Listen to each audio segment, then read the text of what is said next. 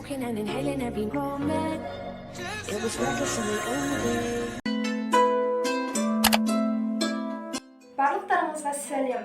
Өткен видеоның көбі қарап отырсам махаббат тақырыбында кетіп қалыпты. Яғни махаббат тақырыбына бір кірген адам екінші рет әзер шығады екен. Соны түсіндім. Алайда қазір сабақ оқу керек. Олай болса, келесі видеома кезек берейін. Видеоның тақырыбы өмірің өзгерер, өзгерер кез келер. Немесе өмірің өзгереді, өзгерер кез келеді. Олай болса кеттік. Өмір өзгереді, өзгерер кез келеді. Қазіргі таңда әр адамдардың ойлау қабілеттері әртүрлі. Және де далада 21 ғасыр. Әр адам өзінің пікірін айтуға құқылы. Кей адамдар 30 жастарында жетістікке жетіп жатса, кей адамдар 17-18 жастарында жетістікке жетіп, өзгелерге көмектеседі. Уайымдама. Егер сен 15-16-да ғана болып, өзіңнің не қалайтыныңды білмесең, немесе өз ойыңды қандай мақсатта жұмсарыңды, немесе қандай алдыға мақсат қоярыңды білмесең, алаңдама. Себебі әлемде 30-40 жаста болып өмірінің мәнін таппаған адамдар жетерлік. Олар біраз уақыт қана үлкендер болып көрген адамдар. Алайда сенен айырмашылығы көп емес.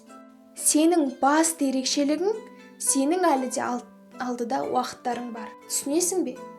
Терең тыныста және мынаны ұмытпа. Жаман күндер болады. Оларды жоқ дей алмаймыз. Алайда сонымен қатар жақсы күндердің де болатынын ұмытпа. Түннің артынан күн шығады демекші. Кез келген жаман нәрседен кейін жақсы нәрсе пайда болады. Болды, бітті. Өзгеру уақытын күтемін деп отырып алу ол мүлдем дұрыс емес. Себебі олай отырып қалсаң, уақытың өтіп кетеді және де олай мүлдем болмайды. Біртіндеп кішкентай нәрселерден баста. Өзіңнің жақсы қырларыңды жазып ал. Өзің қай жақтан жақсысың, сол қырыңды одан сайын дамыт. Тіпті білмесең, қарапайым телефоныңды өзгерт, шаш үлгіңді өзгерт. Өзгешелен, ерекшелен. Ұйқың келсе ұйықта. Кино көргің келсе кино, аниме, дорама, тағы сол сияқты нәрселерді көргің келсе көр. Бастысы өз қалауыңды жаса. Сен өз қалауыңды жасағанда ғана өзіңнің мақсатыңды айқындап, нақты арманыңды біле аласың. Ал енді саған өзіңе деген сенімділікті арттыруға 5 шағын ғана ережені айтып кеткім келеді. Біріншісі, бір нәрсені бастау үшін ұлы адам болу міндетті емес. Бірақ ұлы болу үшін сол нәрсені бастау сенің басты парызың.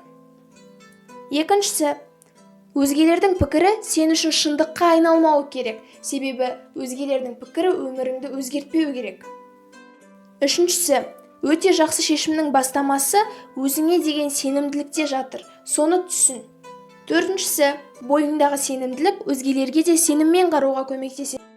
Бесіншісі, өзіңмен әркез шынайы бол. Сонымен, осы видео соңына жетті. Саған 1% болсын көмектеспін деген ойдамын. Егер видео ұнаса, онда арнаға тіркел және де лайк бас.